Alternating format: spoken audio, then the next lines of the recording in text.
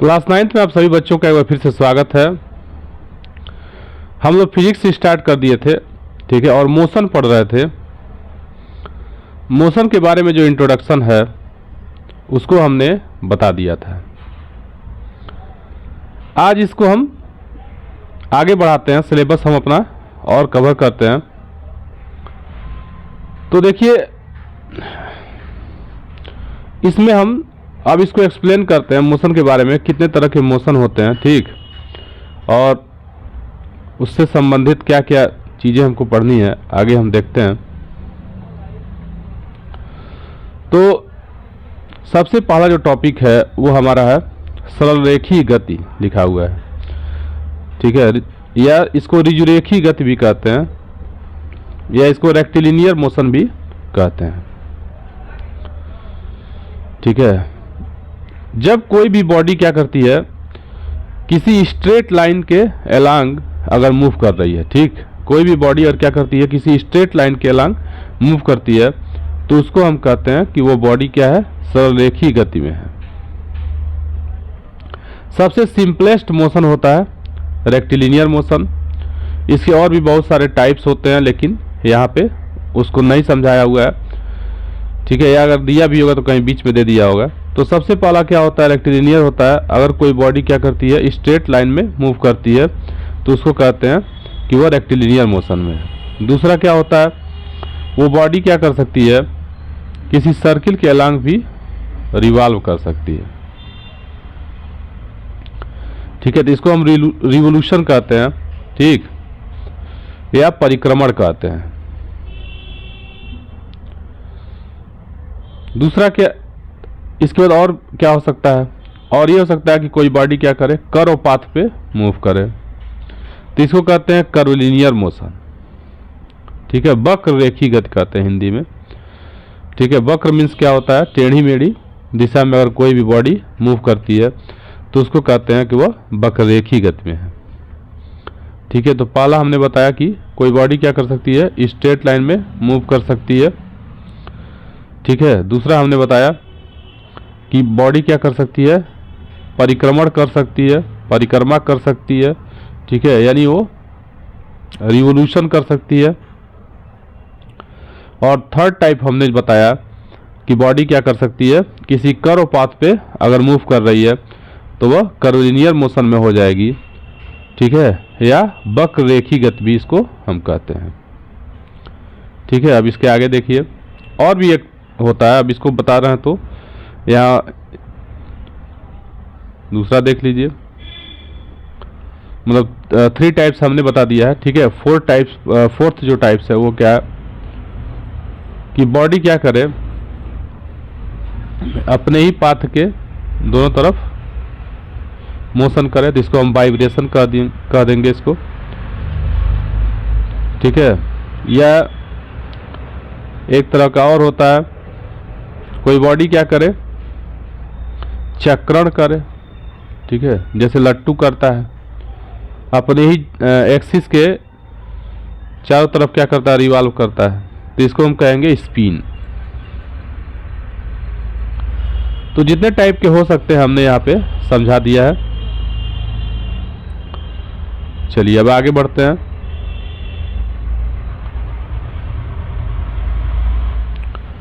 एक एग्जाम्पल लिया है और यहाँ पे आपको डिस्टेंस और डिस्प्लेसमेंट में अंतर समझाने का प्रयास किया गया है।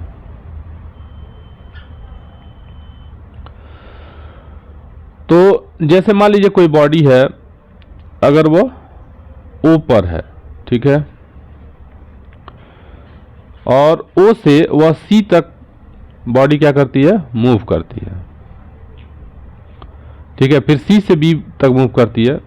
जो इसमें बुक में जो लिखा गया है उसको हम नहीं समझा रहे हैं, ठीक है, अपने पास से इसको समझा रहे हैं।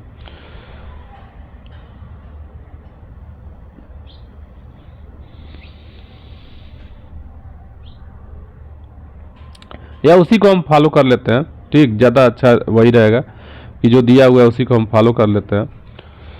जैसे कह रहा है कि अगर मान लीजिए बॉडी क्या करती है, सबसे पहले ओ से चलना शुरू करती है और ए तक जाती है, ठीक है, और वह फिर से क्या करती है, सी तक वापस आ जाती है।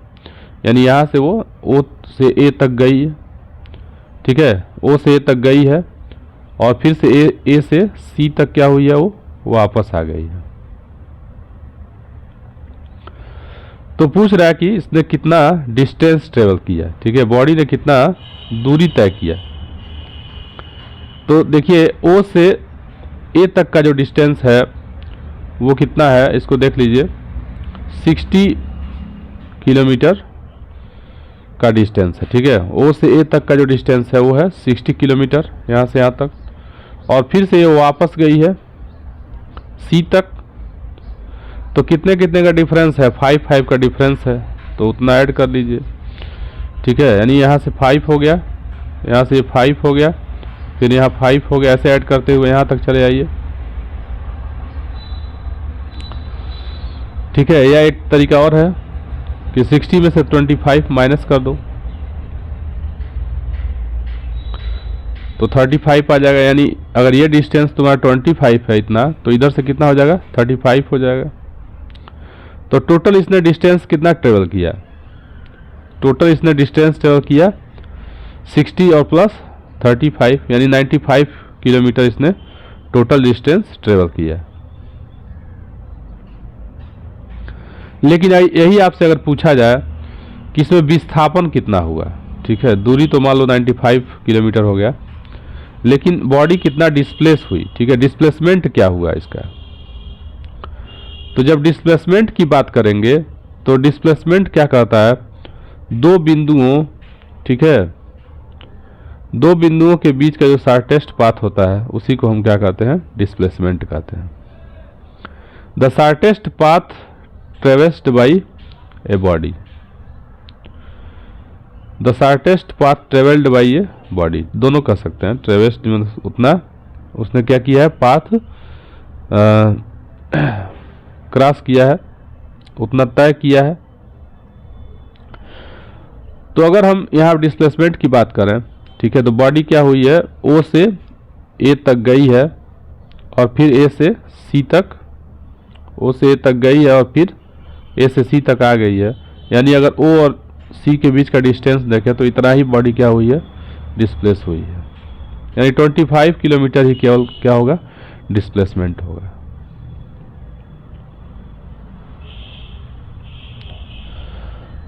फिर इसका एक और हम एग्जांपल लेते हैं।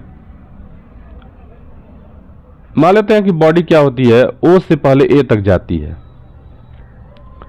ठीक है, और फिर से A से O तक वापस आ जाती है।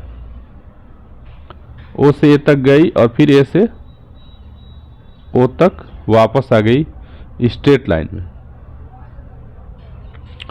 तो यहाँ पे जो डिस्टेंस आपका होगा, डिस्टेंस 2 टाइम्स हो जाएगा, यानी 60 किलोमीटर प्लस 60 किलोमीटर ऐड हो जाएगा, और इस तरह से डिस्टेंस आपका हो जाएगा 120 किलोमीटर। जबकि वही आपका डिस्प्लेसमेंट क्या होगा, 0 हो जाएगा, क्योंकि O से O तक का जो डिस्टेंस है, शॉर्टेस्ट डिस्टेंस है, वो क्या हो जाएगा, 0 आ जाएगा। तो डिस्प्लेसमेंट आपका क्या हो सकता है, 0 भी आ सकता है। डिस्प्लेसमेंट आपका माइनस में भी आ सकता है, ठीक है। माइनस में कैसे आएगा,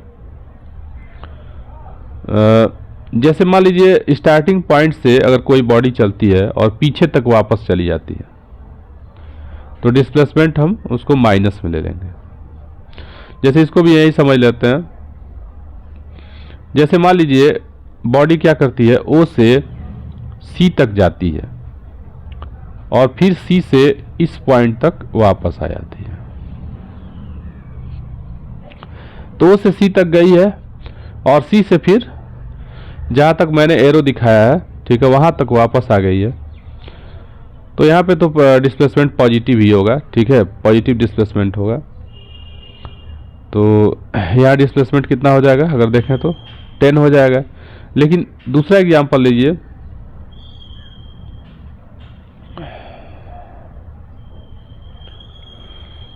मान लीजिए कि बॉडी क्या होती है, C से चलना शुरू करती है, C से B तक गई, ठीक है, और B से O तक वापस आ गई। तो कितना डिस्प्लेसमेंट हो गया, अब सी को हम क्या करेंगे, रेफरेंस पॉइंट मान लेंगे, ठीक है। यानी बॉडी कहाँ से डिस्प्लेस हुई है, सी से डिस्प्लेस हुई है। यानी 10 वो क्या की है, पॉजिटिव डायरेक्शन में, इधर पॉजिटिव डायरेक्शन अगर बांधते हैं तो सी से बी तक वो कितना डिस्प्लेस हुई, +10 डिस्प्लेसमेंट हुआ इसका। कितना वापस आ गई, वापस वो कितना आई है, 35 माइनस में आई है,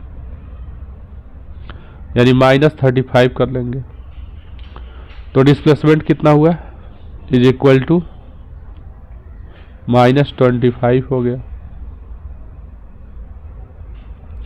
यानी यहां पे -25 का डिस्प्लेसमेंट हो गया आपका, ठीक है। तो इस तरह से डिस्प्लेसमेंट माइनस में भी हो सकता है, लेकिन डिस्टेंस माइनस में नहीं होता है।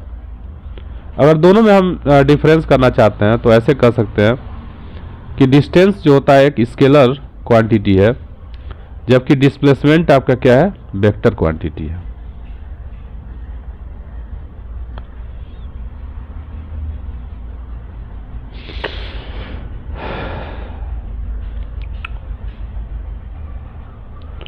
यानी डिस्टेंस को इंडिकेट करने के लिए हमको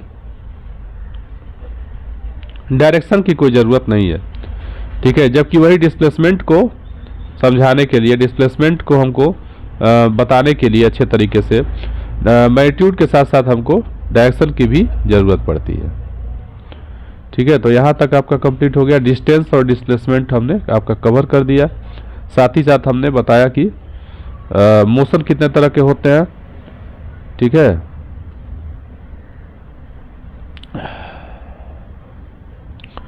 इसके बाद कुछ एक्टिविटीज दी गई हैं, ठीक है, और चीज़ों को समझाने का प्रयास किया गया है। यहाँ दूरी और विस्थापन का प्रयोग समझाने का प्रयास किया गया है। तो इसको मैंने कई बार बता दिया है। इसके बाद से अगला जो टॉपिक है वो है एक समान गति और असमान गति क्या होता है, uniform motion and non uniform motion. तो देखिए, अगर कोई भी बॉडी इक्वल टाइम में इक्वल डिस्टेंस कवर करती है तो उसको कहेंगे कि वो बॉडी क्या है, यूनिफॉर्म मोशन में है। और कोई भी बॉडी क्या करती है, अगर इक्वल टाइम में अनइक्वल डिस्टेंस ट्रेवल करती है तो उसको कहेंगे कि वो नॉन यूनिफॉर्म मोशन में है, ठीक है। If a body travel equal distances in equal interval of time then the body is said to be in uniform motion, and if a body travel unequal distances in equal time interval then body is said to be in non-uniform motion. समान गति कब कहेंगे, जब कोई वस्तु क्या करती है, समान समय में समान दूरी तय करती है। और असमान गति में वो कब होगी, जब वो समान समय में असमान गति क्या करेगी, चलेगी, तो उसको कहेंगे कि वो असमान गति में है। अब इसको ऐसे समझिए, हम टाइम को दोनों में इक्वल ही लिए हैं, ठीक है। इस चीज़ को ध्यान दीजिएगा। जैसे मान लीजिए कि हम एक यहाँ पे टाइम के अकॉर्डिंग डिस्टेंस को देख लेते हैं। यहाँ पे टाइम एक्सिस मान लें और इसको हम डिस्प्लेसमेंट मान लेते हैं। तो टाइम को हमने बांट दिया, यहाँ पे 5 का डिफरेंस लिया है, 5 + 10 हो जाएगा, 15 हो जाएगा, ठीक, 20 हो जाएगा। ऐसे इसको भी हम डिवाइड कर सकते हैं, 5 का डिफरेंस ले लेते हैं।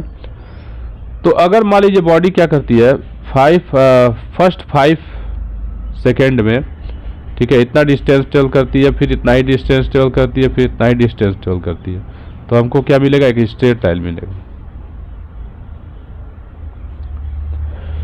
ये स्ट्रेट लाइन क्या बता रहा है कि जितना मतलब गैपिंग है, इक्वल टाइम इंटरवल है, समान समय है, तो समान दूरी तय कर रही है।